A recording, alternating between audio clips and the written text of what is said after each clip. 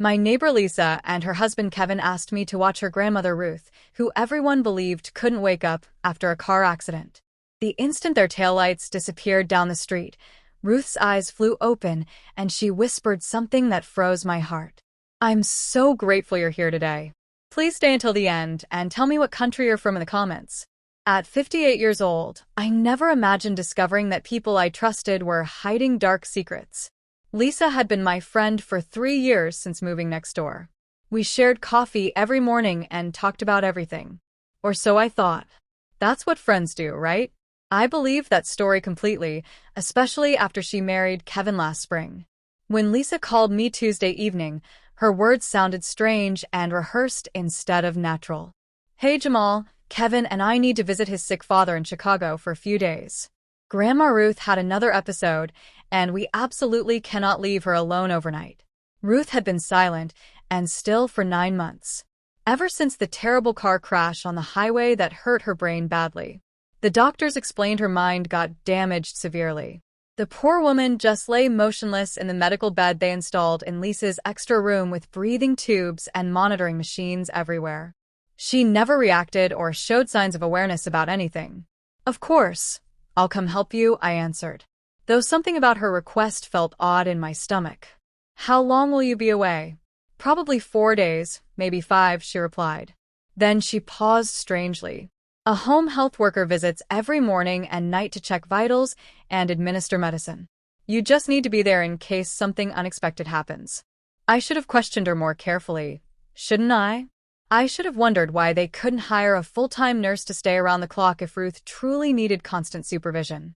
But I felt honored that Lisa trusted me enough to help with something so important that I ignored the uncomfortable feeling growing in my chest. Thursday morning, I arrived at Lisa's beautiful home downtown with my overnight bag. That place always felt cold to me, despite all the expensive furniture and decorations filling every room. Lisa greeted me at the door, wearing her forced smile, the type that never reaches someone's eyes at all. "Thanks so much for doing this, Jamal," she said in a voice that sounded practiced and artificial. "Grandma has been extremely still lately. The doctors say she's stable currently, but we can't risk leaving her unattended even briefly." Kevin appeared behind her, already checking his expensive phone impatiently. "We're leaving in 90 minutes to catch our flight. The nurse, Mrs. Rodriguez, arrives at 7 every morning and 6 every evening without fail. All her medications and supplies are organized in the kitchen with clear instructions." I followed them down the corridor to the spare bedroom where Ruth lay completely motionless in the hospital bed. Equipment made quiet beeping noises, monitoring her pulse and breathing patterns. Her silver hair was brushed perfectly smooth, and someone had applied soft rouge to her cheeks. She appeared peaceful, like she was simply resting very deeply. "She hasn't responded or shown any awareness in countless months," Lisa whispered as we stood beside the bed. "I often speak to her hoping she can understand me somehow deep inside, but doctors say her consciousness is probably completely gone forever." The way Lisa spoke those sentences made me study her expression more closely. Her eyes seemed cold when she gazed down at her own grandmother, and that didn't match the concerned tone in her voice whatsoever. Kevin kissed my forehead quickly without any warmth behind it. "We'll phone you tonight to check how things are going. Every emergency number is posted on the refrigerator." Then they were hurrying away, rolling their designer luggage across the polished floors, and the heavy door shut with a sound that felt ominous somehow. I stood there in the silent hallway for several moments, hearing only the beeping equipment coming from Ruth's bedroom. I walked back to look at her, adjusting the blanket that had shifted slightly. I reached down to feel her forehead gently. The second my fingers touched her skin, Ruth's eyes opened wide. I jumped backwards so quickly, I nearly tripped and fell. My pulse started racing wildly in my chest. Her blue eyes stared directly at me, and they were alert and focused and completely aware. "Thank heaven you're finally here," she said in a rough whisper, but absolutely awake and conscious. I was beginning to fear they'd never give us privacy together. All the warmth drained from my body instantly. "Ruth, you're conscious and speaking." She attempted to raise herself higher and grimaced like everything hurt. "Please assist me in sitting upright." I've been lying perfectly frozen for so long that every muscle aches terribly everywhere. My fingers were trembling as I helped stack more pillows behind her shoulders. My mind couldn't process what was happening before my eyes. But the doctors said Lisa, and Kevin said you were comatose and couldn't regain consciousness. Ruth made a bitter, painful laugh that sounded like someone deeply wounded. Oh, Jamal, there's so much you don't understand about what's truly happening in this house. She gripped my wrist tightly. They need everyone believing I'm comatose because that's what makes their entire scheme work perfectly. I don't understand what you're saying, I whispered, dropping heavily into the chair. Ruth's eyes filled with tears, but her voice remained steady. They've been drugging me, Jamal. Every single day, sometimes twice, Lisa injects me with substances that knock me unconscious completely. She claims the injections are from my neurologist, but they're fake prescriptions. They're chemicals designed to keep me sedated constantly. The entire room felt like it was tilting sideways. That can't be true. Why would they do something so horrible? Because, Patricia said so quietly I could barely hear her, they're stealing all my money and property. They need me unconscious, so I can't expose them or prevent the theft. I stared at her with my mouth hanging open. My heart was hammering like thunder in my ears. What do you mean stealing your money? Ruth closed her eyes like she was gathering strength. My bank accounts, my retirement funds, my apartment building downtown. They've been forging my signature on documents when I couldn't resist, pretending I authorized giving them my wealth, while supposedly brain damaged. They already transferred $400,000 from my investment portfolio. The enormous number hit me like being punched in the chest. $400,000. But Lisa would never do that. She's my friend. Your friend, Ruth said in a gentle voice, but firm, is not the good person you imagine her to be. And Kevin, her voice turned hard and icy. Kevin is absolutely evil underneath his charming surface. I felt nauseous, like I might actually vomit. How do you know these details if they keep injecting you with sedatives constantly? Because occasionally I can resist the chemicals just enough to hear them discussing things near me. They assume I'm completely gone and can't perceive anything. So they don't bother leaving my presence when they discuss their criminal activities. Ruth squeezed my wrist harder.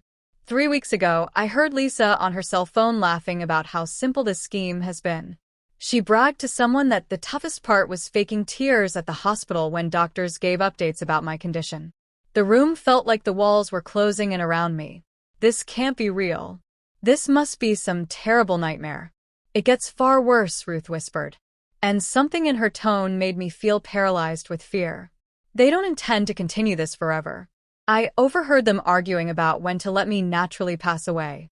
Those horrifying words just hung in the air between us. I couldn't breathe properly, couldn't think straight, couldn't accept what she was telling me.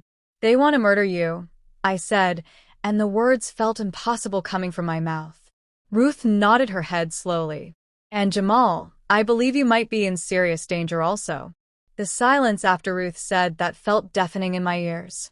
I sat frozen in that chair, staring at this woman everyone thought was unconscious, trying to comprehend what seemed like the worst horror movie imaginable. What do you mean I might be in danger also? My voice came out barely audible. Ruth struggled to sit more upright, and I moved to assist her, even though my hands were shaking uncontrollably. You're here as their cover story, Jamal. The trusted neighbor caring for his friend's poor sick grandmother because he's such a compassionate person. When something terrible happens to me, you'll be the witness who confirms that I never regained consciousness or displayed any signs of awareness. The meaning of her words struck me like lightning. They're using me. They're using both of us. Precisely correct. Ruth's voice held so much sadness. But you can still escape this situation alive. I cannot. I stood up quickly and paced to the window. Outside, everything appeared so ordinary and normal. Children riding bicycles, people mowing lawns. How could such evil things be occurring in a world that looks so peaceful and safe? Tell me everything from the very beginning, I said, turning back to face her. Ruth took a long, shaky breath. The car accident truly occurred. I genuinely was unconscious for approximately 2 weeks in the hospital. But when I started recovering and improving, when doctors discussed rehabilitation and eventual discharge, Lisa convinced them I was deteriorating instead of healing. She claimed I was confused and aggressive and occasionally violent toward staff. Were you behaving like that? Absolutely not, never. But she was present every single time doctors wanted to evaluate me. She performed the role of the exhausted, devoted granddaughter so convincingly. She persuaded them that bringing me to their house was the most compassionate option instead of institutional care. Ruth's laugh sounded hollow and bitter. The doctors believed they were enabling a family to care for someone they loved deeply. I sat back down because my legs felt too weak to support me. And Kevin, does he know what she's doing? Ruth's face darkened with anger. Oh, he knows everything completely. He's the mastermind who devised the plan to forge my signatures on legal documents. Lisa handles the medication and keeping me sedated. But Kevin is the intelligent one orchestrating all the financial theft. The word theft made my stomach turn violently. My friend, the woman I shared morning coffee with and trusted completely, was a thief and criminal. How long has this been continuing? The drugging started approximately 5 months ago. Initially, it was just mild sedatives that supposedly helped manage anxiety, but gradually the medications got stronger and stronger. Some days I'd be knocked unconscious and asleep for 18 hours continuously. Patricia's voice grew stronger as she spoke, like telling the truth was restoring her power. The financial theft started immediately after they brought me to this house from the hospital. Small amounts initially, just a few thousand here, and they're testing if anyone would notice. But when they realized how easy it was, they became greedier and greedier. How much money have they stolen total? Last month, when I was conscious enough to hear conversation, they'd moved nearly $700,000 from my various accounts. My apartment building downtown is being sold currently. Even though I never signed any authorization allowing the sale, they forged my signature using some legal loophole about conservatorship for incapacitated family members. $700,000. That number made my head spin uncontrollably. I thought about Lisa's new luxury car, the renovations they did to make this house fancier, Kevin's designer watches, and electronics. I assumed Kevin's technology company was succeeding tremendously. But now I understood where the money truly came from. The nurse who visits twice daily, I said suddenly. Mrs. Rodriguez, is she involved in this? Ruth shook her head. No. She's a legitimate nurse who doesn't suspect anything wrong. But Lisa is extremely clever about timing. She gives me the strongest sedatives about 2 hours before each scheduled nurse visit. Mrs. Rodriguez has only ever observed me completely unconscious and unresponsive. She has no idea I can wake up. What about all the equipment, the monitoring machines? They're genuine medical devices, but they're not connected to any hospital computer network. They simply track my heart rate and breathing. As long as my heart beats and I breathe, everything appears normal to anyone who doesn't know the real truth. I felt chills running down my spine. You said they're planning to let you naturally die. What does that mean exactly? Ruth was silent for a long time. When she finally spoke, her voice was calm, even though tears streamed down her face. I heard them discussing it 4 weeks ago. Lisa was researching on the internet how to gradually increase medication doses to cause respiratory failure. She discovered websites explaining how certain drug combinations can make it appear like natural complications in comatose patients. The room felt like it was spinning in circles around me. They're planning to murder you and make it look completely natural. Yes, and they're going to make it seem like a tragic but expected outcome. The devoted family tried everything possible to save her, but sometimes people just die anyway. Ruth wiped her eyes with the back of her hand. Lisa has already started mentioning to Mrs. Rodriguez that my breathing sounds concerning lately, that my skin tone doesn't look healthy. She's preparing everything carefully. I jumped up again, because I couldn't sit still anymore. We have to contact the police immediately. We have to stop this right now. With what evidence? Ruth asked gently. It's just my word against theirs. All the hospital records support their version. The financial transfers were all done with forged signatures that appear authentic. And I'm supposedly comatose where I can't think or communicate. But you're awake now. You can explain what really happened. Can I? Or am I just a confused elderly woman with brain damage inventing wild stories about her caring family? Ruth's voice sounded like someone who had considered this countless times. Lisa was extremely careful to create medical documentation showing that my cognitive function was declining progressively. She even had doctors note that I have dementia based on lies she told them about my behavior. How much time do you think we have before they do it?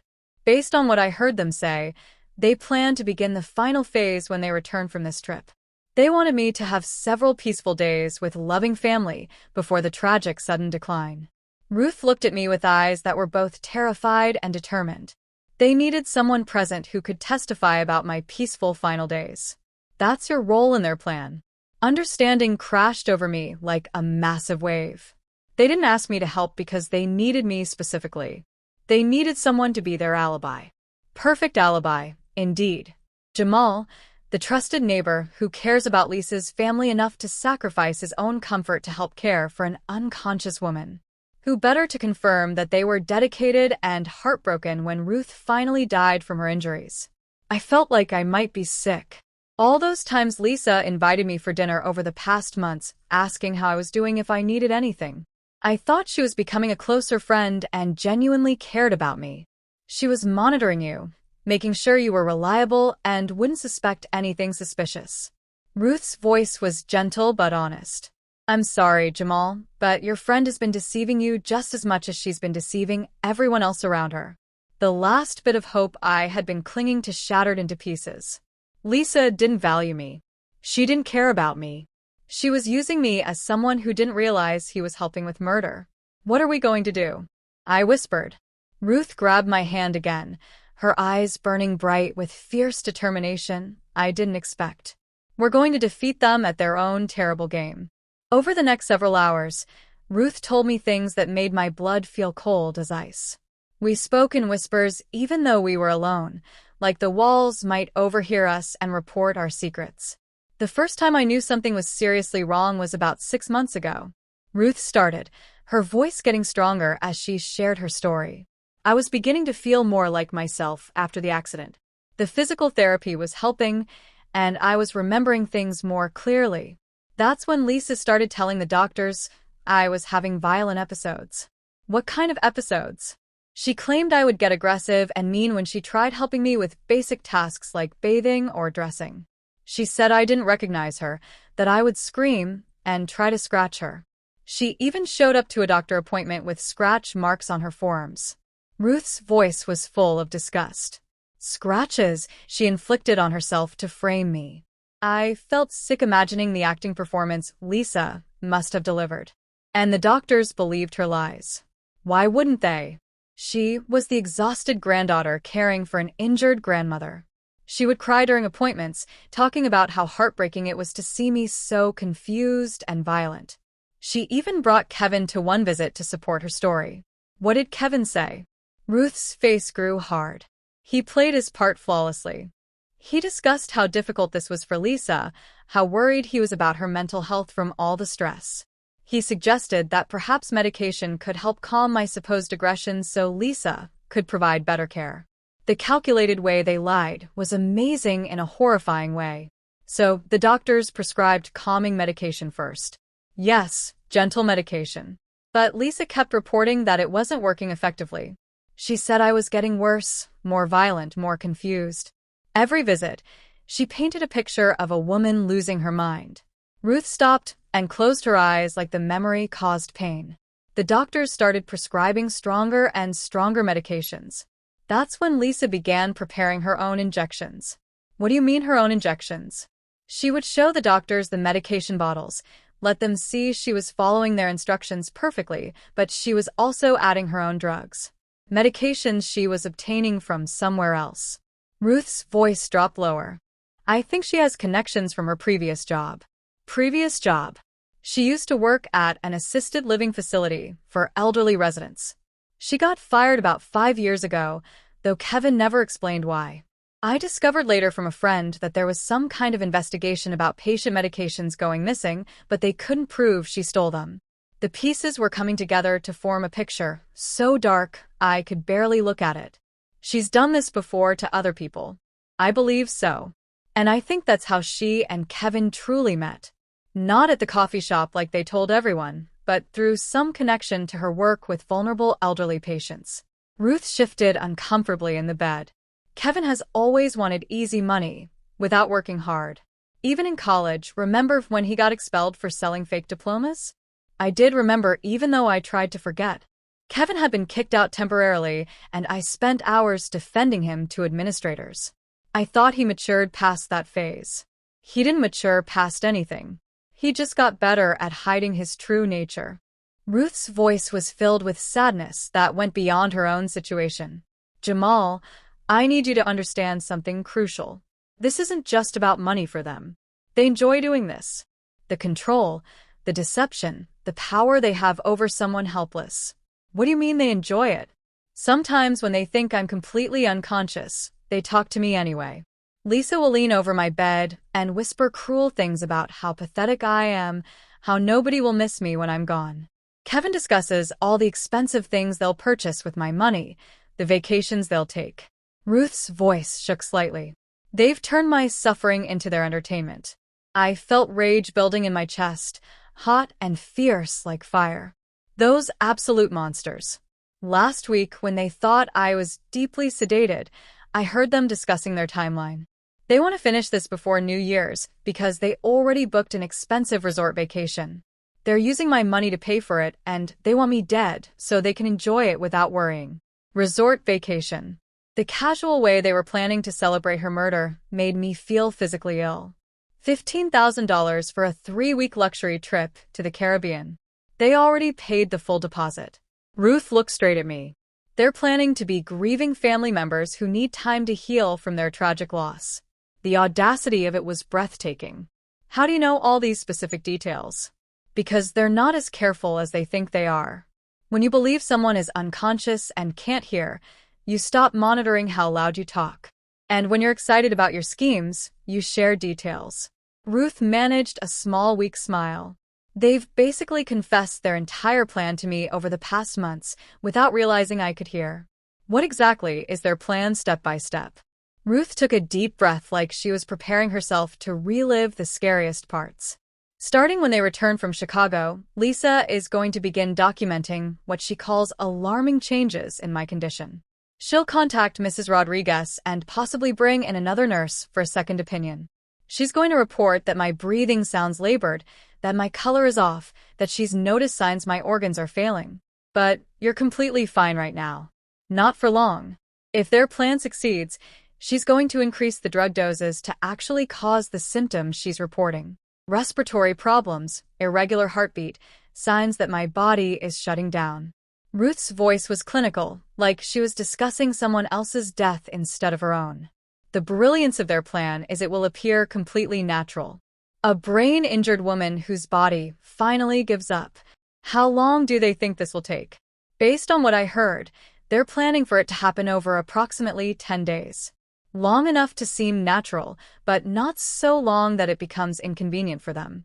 Ruth paused. They want me dead before Christmas. That was less than 4 weeks away. And what about after you're dead? What happens then? They inherit everything as my next of kin since Lisa is my granddaughter. The apartment building, the remaining money, my life insurance policy. They've already researched inheritance laws to make sure there won't be any complications. Ruth's voice got cold. They've even selected my burial spot, the cheapest one they could find. No point wasting money on a dead woman, they said. I was shaking with rage and horror. We have to stop them. We have to find a way to prove what they're doing. I've been thinking about that for months, Ruth said. The problem is everything they've done has been extremely carefully planned. The hospital records, the financial documents, even the witnesses who can testify I'm comatose, it all supports their story. But we know the truth now. We know what's real. We know the truth, but proving it is entirely different. Ruth looked at me with an expression that was both desperate and determined. That's why I need your help, Jamal. You're the only person who's seen me conscious. You're the only one who knows what they're truly doing. What do you want me to do? Ruth was quiet for a moment. When she spoke, her voice was stronger than it had been all day. I want you to help me gather evidence. Real proof. The kind that even the best lawyers can't explain away. How do we do that? They think they're so clever, but they've made one critical mistake. Ruth's eyes had a fierce gleam in them. They trust you completely. Lisa believes her kind neighbor would never suspect anything bad. She thinks you're the perfect witness because you're too innocent to see what's really happening. So we use that against them. Exactly right. Over the next few days, before they come back, I need you to help me find proof of what they've been doing. Bank statements, medication bottles, anything that shows the truth about what they're stealing and planning. Ruth gripped my hand tightly. And when they come back and start the final phase of murdering me, we'll be ready for them. What if they suspect something? What if they realize you're awake and aware? Ruth smiled, and for the first time since this nightmare started, I saw hope in her expression. Then we'll give them the best acting performance of their lives. We'll let them think they're winning right up until the moment we destroy them completely. The determination in her voice sent chills down my spine, but they weren't chills of fear anymore. They were chills of excitement and anticipation.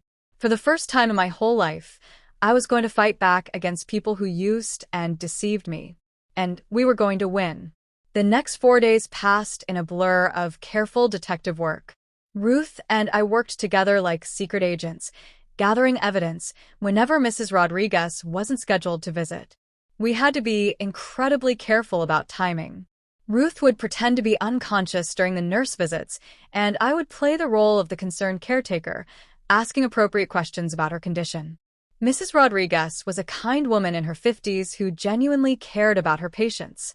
Watching her check Ruth's vital signs and adjust her blankets with such gentle care made me realize how completely Lisa and Kevin had fooled everyone.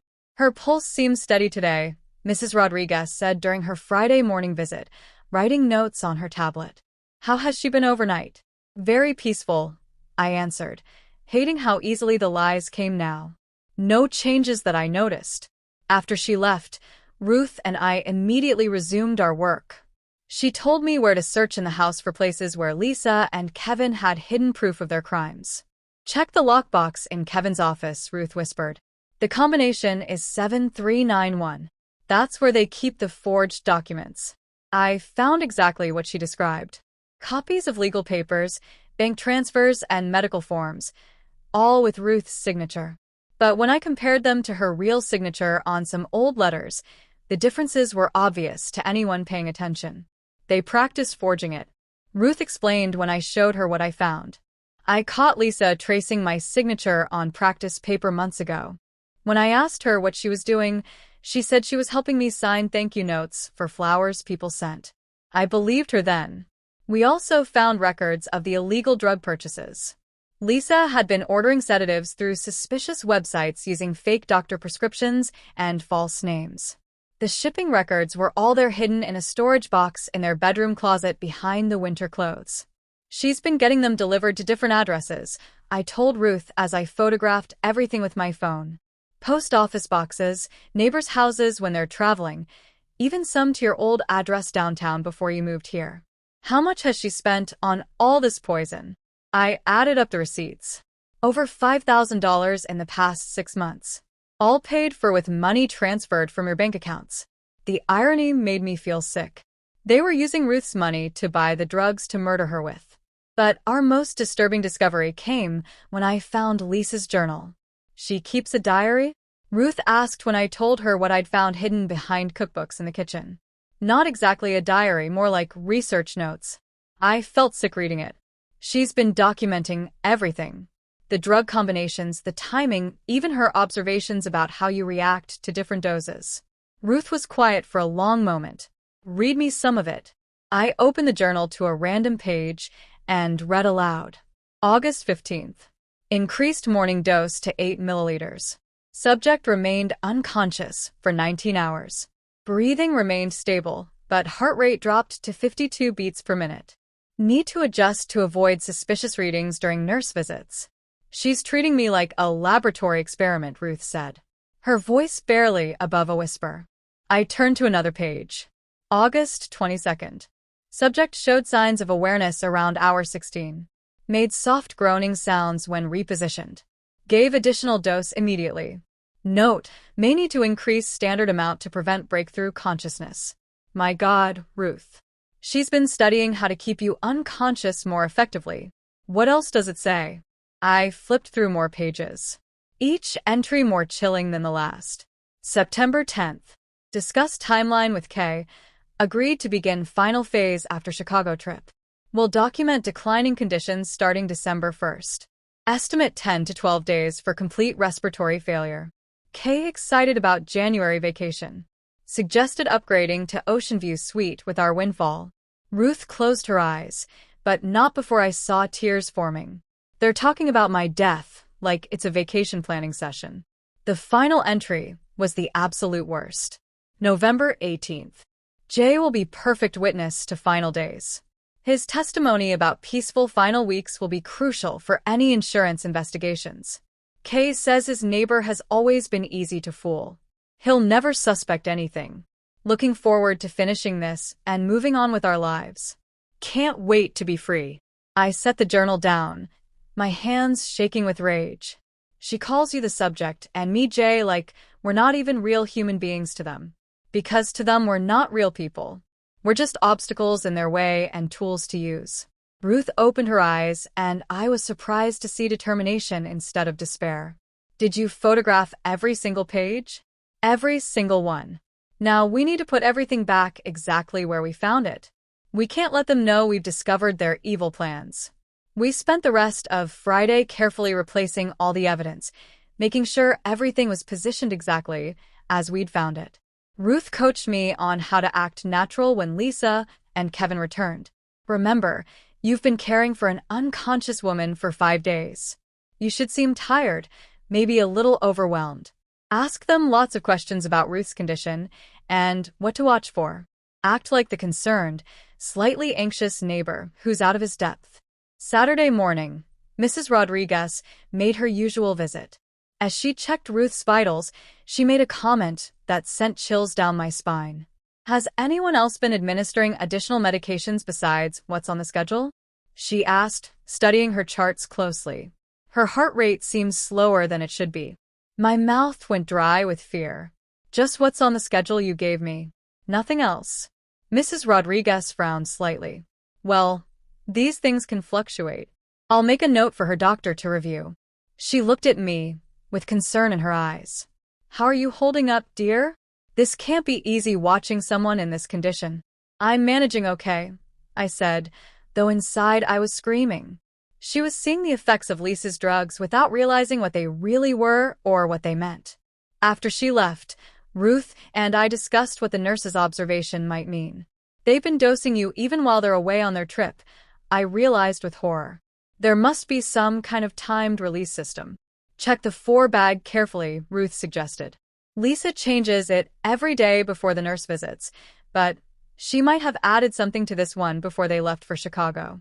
I examined the 4 setup closely and found what looked like a small extra chamber attached to the main line, almost invisible unless you knew exactly what to look for. That's it, Ruth said when I described it to her. She's been giving me extended doses through the 4 system. That's why I've been having trouble staying conscious for longer periods of time. Should I remove it and disconnect it? No, don't touch it. If Mrs. Rodriguez notices a sudden change in my vitals before Lisa and Kevin return, it might raise questions we're not ready to answer yet. Just leave everything as it is. We were running out of time to prepare our trap. Lisa had sent a text message that morning saying their flight was delayed by weather, but they'd definitely be home by Sunday evening. That gave us less than 36 hours to finalize our plan. What exactly are we going to do when they walk through that door? I asked nervously. We're going to let them start their final murder phase exactly as they planned it, Ruth said calmly. But this time, we'll be recording absolutely everything they say and do. Sunday afternoon, my phone buzzed with a call. Lisa's name appeared on the screen, and my heart started pounding like crazy. Hey, Jamal, I answered, forcing my voice to sound normal and unsuspecting. Change of plans, her voice came through. Our flight got moved up to an earlier time. We'll be home in about 3 hours instead of tonight. My blood turned to ice water. We weren't completely ready yet. Oh, that's wonderful news, I managed to say. I know you're both anxious to get back and check on Ruth. How has she been doing? The same as when you left.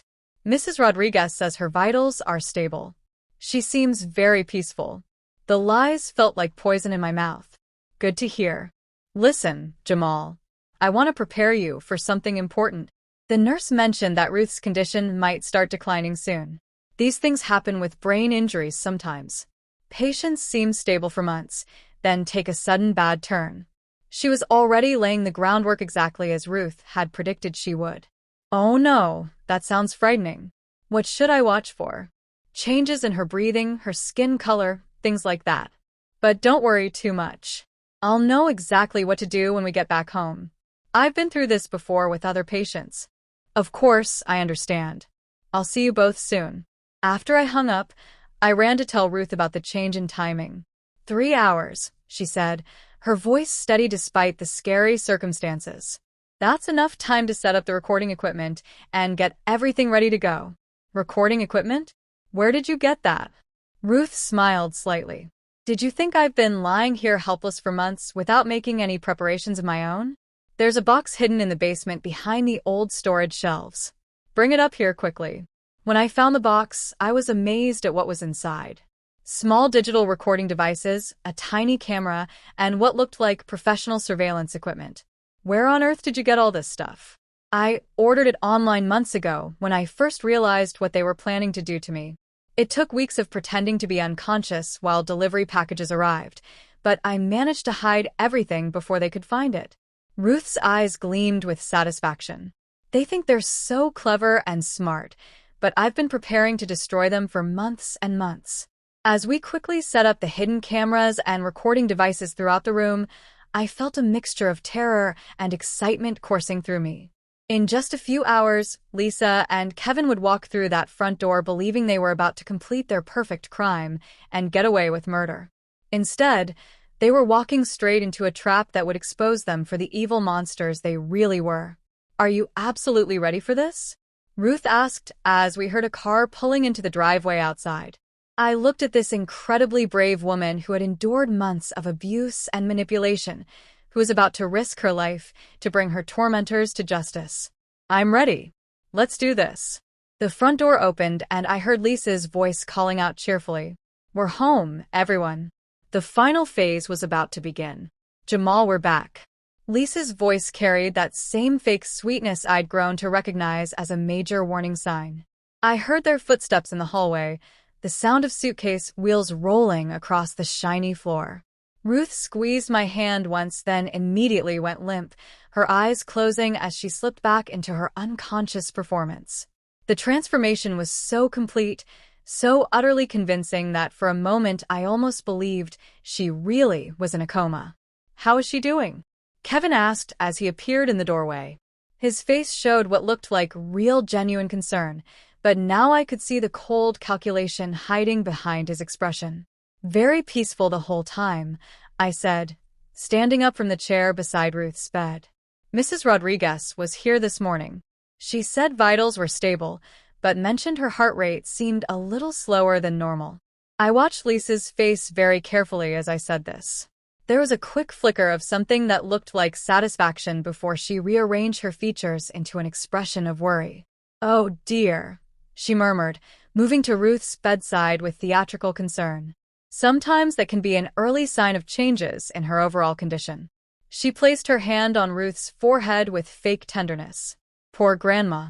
She's been fighting so hard for so long. Kevin moved to stand beside his wife, and for a moment, they looked like a devoted, loving couple, worried about their family member. If I hadn't known the horrible truth, I might have been touched by their apparent grief and concern. The nurse mentioned we should watch for any changes, I said carefully. What exactly should I be looking for?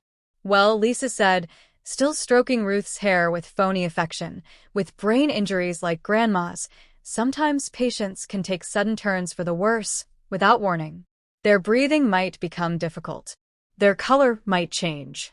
It's all part of the natural progression of her tragic condition.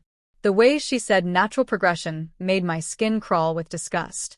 She was already preparing the false narrative for Ruth's murder. Is there anything we can do to help her be more comfortable? I asked, playing my part as the concerned but clueless neighbor. Lisa and Kevin exchanged a look that lasted just a fraction too long, and I knew they were communicating silently. "We just have to keep her as comfortable as possible," Kevin said in a somber tone. "Make sure she's not experiencing any pain or distress." "The medications help with that," Lisa added smoothly. "I'll need to adjust her dosages based on how she's been responding while we were gone." I felt my pulse quicken with fear and anticipation.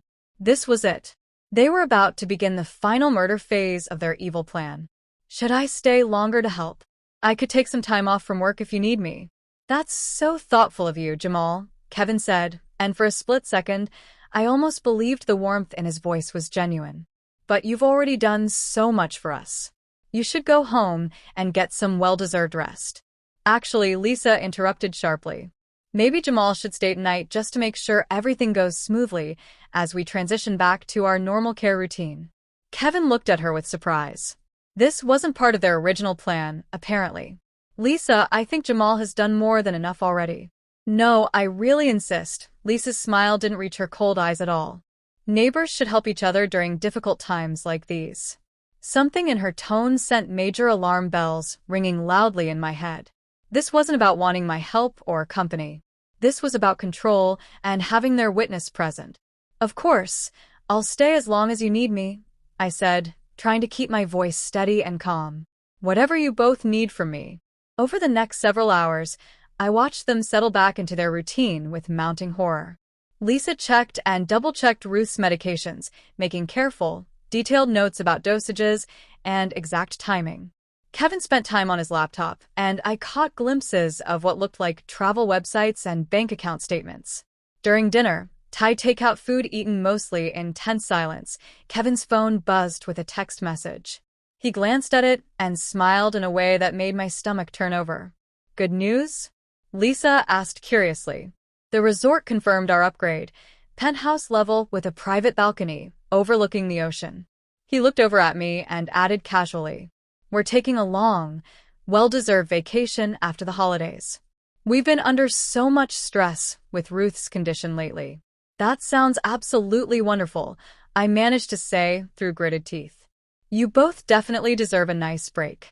The casual way they discussed their murder celebration vacation while sitting just yards away from their intended victim was breathtaking in its pure cruelty. Later that evening, as we sat in the living room, Lisa began what sounded like a carefully rehearsed speech. "Jamal, I want you to know how much it means to us that you've been so involved and helpful in Grandma's care," she said in a sugary voice. "It really shows what kind of wonderful person you are." "He's always been so dependable and caring," Kevin added, reaching over to pat my hand in a gesture that made my skin crawl. "Even when we first moved here, Jamal was always there whenever we needed him for anything." The irony of his words wasn't lost on me at all. I had been there when they needed me to provide perfect alibis for their crimes. "I just want to help however I can," I said softly, playing my role. "You've helped more than you could possibly know." Lisa's voice dropped to a more serious tone. "But I need to prepare you mentally for what might happen over the next few days and weeks." "What do you mean by that?" I asked, pretending ignorance. Kevin leaned forward with a grave expression on his face. "Sometimes with brain injuries like Ruth's, patients seem stable for months and months, then suddenly take a dramatic turn for the worse. Their body systems start failing one by one without warning. It's absolutely heartbreaking," Lisa added, dabbing at her dry eyes with a tissue for effect. "But it's also a kind of blessing in a way. Grandma won't have to suffer much longer in this vegetative state." They were so convincing, so well-practiced in their deception and lies. If I hadn't heard Ruth's true story, if I hadn't seen the damning evidence of their crimes with my own eyes, I would have believed every single word they said. "Is there anything I can do to help during this difficult time?" I asked, playing along perfectly. "Just be here with us," Kevin said earnestly. "Having neighbors around makes it so much easier to cope with loss." Lisa nodded in agreement. "And if anything happens, if Grandma takes that sudden turn we're worried about, we'll need you to help us understand that we did absolutely everything we possibly could to save her." There it was out in the open, the real reason they wanted me to stay close. They needed their perfect witness present for the final act of their murder play. Around 9 o'clock, Lisa announced it was time to give Ruth her evening medications and treatments. "This might be a good learning experience for you, Jamal," she said as we walked together to Ruth's room. "In case you ever need to help with her care again in the future." I watched in horrified fascination as Lisa prepared the injection with practiced ease. She was so casual and comfortable about it, chatting pleasantly about the different medications and their supposed purposes while she drew liquid from multiple small vials into the syringe. "This one is for pain management," she explained calmly, holding up one vial to the light. "This is to help with muscle spasms and rigidity. And this one helps her sleep peacefully through the night, without distress." The peaceful sleep medication, I realized with horror, was probably the powerful sedative that would keep Ruth unconscious for the next 18 hours. As Lisa moved toward Ruth's foreline with a loaded syringe, I had to fight every instinct to stop her, to grab it away. But we needed them to reveal more of their plan. And Ruth had insisted she could handle whatever they gave her for one more night. "How long before it takes full effect?" I asked, trying to sound merely curious. "Usually within 10 to 15 minutes, she'll be deeply asleep," Lisa said, disposing of the needle in a medical waste container with efficient movements. "She won't wake up until very late tomorrow morning at the earliest." Kevin appeared in the doorway, right on cue. "Everything okay in here?" "Just fine and perfect," Lisa replied. "Grandma should rest very comfortably now." She smoothed Ruth's blanket with mock tenderness that made me want to scream. "Sweet dreams, Grandma dear." As we left the room, I felt sick knowing that Ruth was already fighting off the powerful drugs coursing through her system. But I also felt a surge of deep admiration for her incredible strength and determination to see this through. Back in the living room, Kevin poured himself an expensive whiskey while Lisa made herbal tea. The atmosphere felt almost celebratory, though they were clearly trying to hide it from me. "I'm absolutely exhausted from traveling," Lisa announced after finishing her tea in quick gulps. "I think I'll turn in early tonight. Jamal, the guest room is all set up and ready for you." "Actually," Kevin said, setting down his glass with more force than necessary, "I think we need to have an important conversation first." Something in his tone made both Lisa and me look at him sharply with alarm.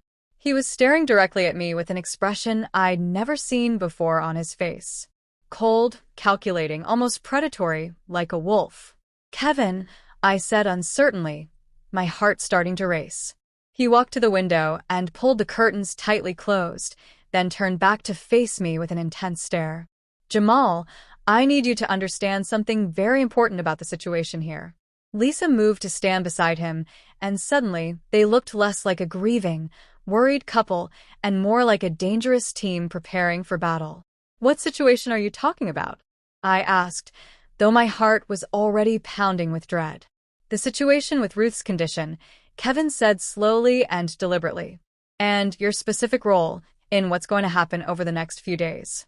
"I don't understand what you mean," I said, playing dumb. Kevin and Lisa exchanged another meaningful look. And this time, I saw something pass between them that made my blood run absolutely cold. "Jamal," Kevin said, his voice taking on a tone I remembered from when he tried to sell me a fake investment opportunity last year. "Ruth is going to die this week, and you're going to help us make absolutely sure no one asks any uncomfortable questions about it." The words hit me like physical blows to the stomach. Even though I'd known this was their plan, hearing Kevin say it so casually, so matter-of-factly, made it real in a terrifying way. "Kevin, what are you talking about? Please don't scare me. Don't play dumb, Jamal. Doesn't suit you at all." His voice was hardening now, losing all pretense of warmth or friendliness. "You've been here for 5 days straight. You've seen Ruth's condition with your own eyes. When she dies, and she will die very, very soon, you're going to tell everyone that she went peacefully, surrounded by loving family who did everything possible to save her."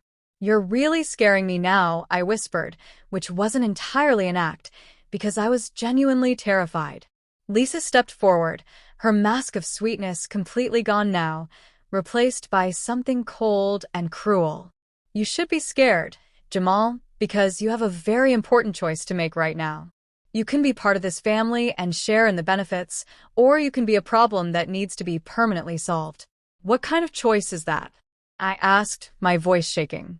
Kevin sat down directly across from me, leaning forward with his elbows on his knees in an aggressive posture. Here's exactly what's going to happen, Jamal. Over the next few days, Ruth's condition is going to rapidly deteriorate before everyone's eyes. Her breathing will become severely labored. Her heart rate will become dangerously irregular. And eventually, her body will give up the fight and she'll die. And you're going to be right here to witness all of it happening, Lisa added with a cruel smile. You're going to see firsthand how hard we fight to save her. How absolutely devastated we are when we lose her despite our best efforts. When the paramedics come, when the police ask their routine questions, when the insurance investigators follow up on the claim, you're going to tell them exactly what you saw, Kevin continued in a threatening tone. A loving, devoted family doing everything humanly possible for a brain-injured woman who tragically lost her battle with her injuries. I stared at them in horror. These two people who were calmly explaining how they plan to commit cold-blooded murder and use me as their perfect alibi. And if I refused to go along with this? The temperature in the room seemed to drop 10 degrees instantly. Jamal, Kevin said softly in a dangerous voice. You're 58 years old. You live all alone. You don't have much family in this city.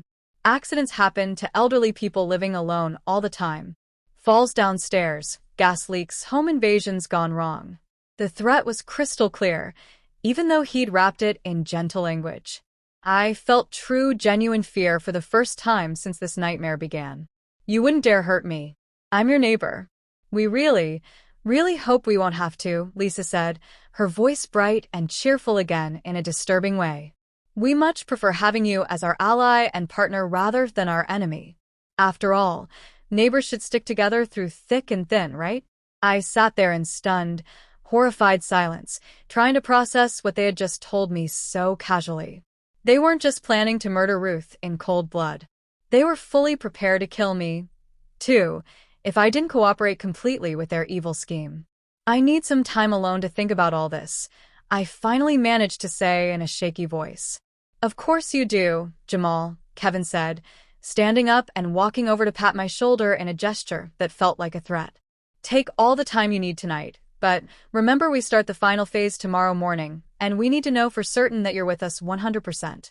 As I walked to the guest room on shaking legs, I heard them whispering together in the living room behind me. I couldn't make out the exact words, but the tone was unmistakably that of predators discussing their helpless prey. I closed the door and sat on the edge of the bed, my whole body trembling uncontrollably. They had just threatened my life as casually as they might discuss the weather forecast.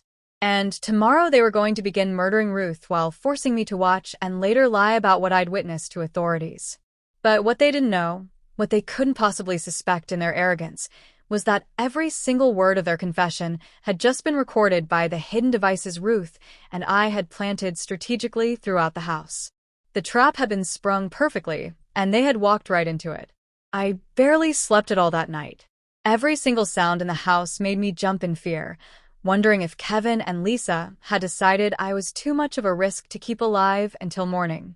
But as dawn broke through the guest room window, I was still breathing, still alive, and still absolutely determined to see their evil plan through to its final conclusion. At 6 o'clock in the morning, I heard movement in the hallway outside my room. Lisa was starting her morning routine, checking on Ruth and preparing what she would claim were prescribed medications from doctors.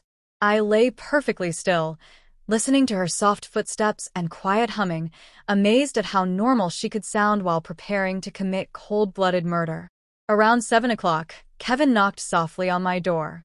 Jamal, are you awake yet? I opened the door to find him standing there with a cup of coffee and what looked like genuine concern on his lying face. The performance was so utterly convincing that for just a moment I almost forgot what he really was underneath. I brought you some coffee, he said gently. I know last night was a lot of heavy information to process all at once. Thank you, I said, accepting the cup with hands that only trembled slightly. Have you thought carefully about what we discussed? I looked into his eyes and saw absolutely no trace of the friendly neighbor I'd known. Yes, I have, and I understand exactly what you need from me now. The words tasted like bitter poison in my mouth, but I forced them out. Kevin's face relaxed into what might have been relief. I knew you'd see reason eventually, Jamal. Neighbors have to stick together no matter what, especially during difficult times. Of course, I said softly. I just want to help my neighbors. Good man, Lisa is going to start documenting changes in Ruth's condition today.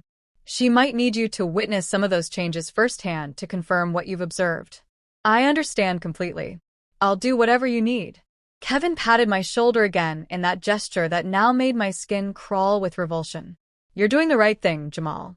This is what's best for everyone involved in the long run. After he left, I got dressed quickly and made my way silently to Ruth's room. Lisa was there adjusting for lines and making detailed notes on a medical chart. How is she this morning? I asked in a concerned voice. I'm quite concerned actually, Lisa said, her voice full of perfectly practiced worry. Her breathing seems significantly more labored than usual, and her color is definitely off. I think we might be seeing the beginning of the serious decline the doctors warned us about. I looked at Ruth, lying motionless in the hospital bed. Her breathing did seem slightly more difficult, but I knew that was entirely due to whatever powerful drugs Lisa had given her the night before. Should we call Mrs. Rodriguez to come check on her? I already did first thing this morning. She's coming by this afternoon to do a full reassessment. Lisa made another note on her chart. I also called Dr. Patterson's office to let him know about the concerning changes in her condition. Dr. Patterson was Ruth's supposed neurologist, another part of their carefully constructed web of lies and deception. I wondered if he even existed at all, or if Lisa was managing that deception, too. What can I do to help right now? Just keep a close watch over her while I prepare her morning medications and treatments. If you notice any changes at all in her breathing or color, let me know immediately so I can document them. I sat beside Ruth's bed, gently holding her hand. To anyone watching, I looked like a caring neighbor providing comfort and support, but I was actually checking for the subtle signs we'd arranged beforehand. A slight pressure of her fingers to let me know she was conscious and alert inside her chemically induced prison. The pressure came, barely perceptible to anyone else, but definitely there and reassuring. Ruth was awake, aware, and ready for whatever came next. Over the next several hours, Lisa orchestrated what could only be called a masterpiece of calculated deception. She documented steadily declining vital signs, noted changes in Ruth's breathing patterns, and called in concerned reports to medical professionals who I suspected existed only in her vivid imagination. I'm worried about possible fluid building in her lungs, she told someone on the phone, supposedly Dr. Patterson's nurse. Yes, I know it's a very common complication with prolonged bed rest in comatose patients. Should we consider increasing the respiratory therapy treatments? Kevin played his part absolutely perfectly, too, acting like a devoted grandson struggling with the impending loss of his wife's beloved grandmother. He made tearful phone calls to imaginary relatives, updating them on Ruth's rapidly deteriorating condition with fake emotion. I think we should prepare ourselves mentally and emotionally, he told me around lunchtime with a sad face. Lisa thinks it might happen within the next 24 to 48 hours at most. So soon, I managed to gasp convincingly, playing my assigned role as the shocked neighbor. These things can progress very quickly once the decline starts, he said, reaching over to squeeze my hand in false comfort. But at least she won't have to suffer in this state much longer. Mrs. Rodriguez arrived exactly as scheduled at 2 o'clock in the afternoon. I watched nervously as she examined Ruth thoroughly, wondering if she would notice anything suspicious about the supposed rapid deterioration.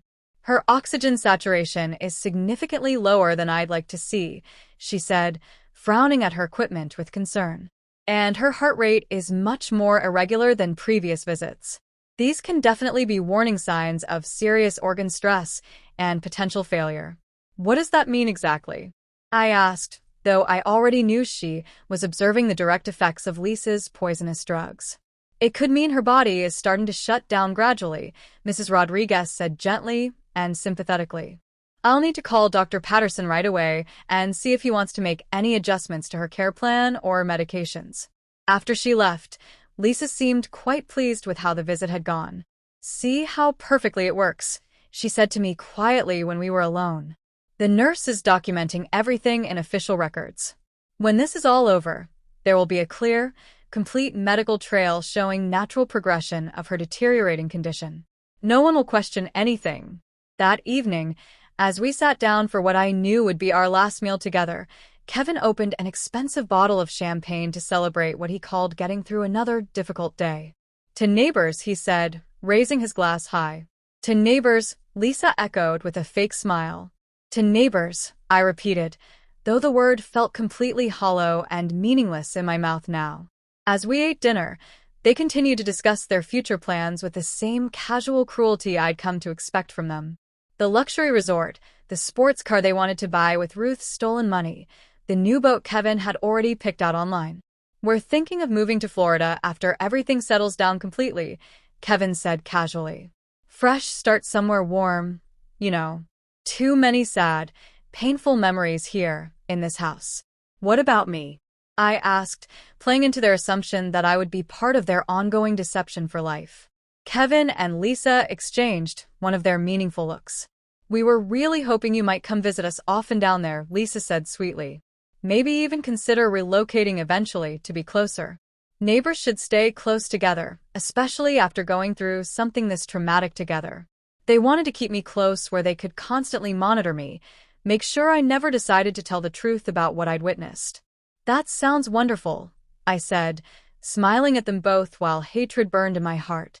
Around 9 o'clock, Lisa announced it was time for Ruth's evening medications and final treatments.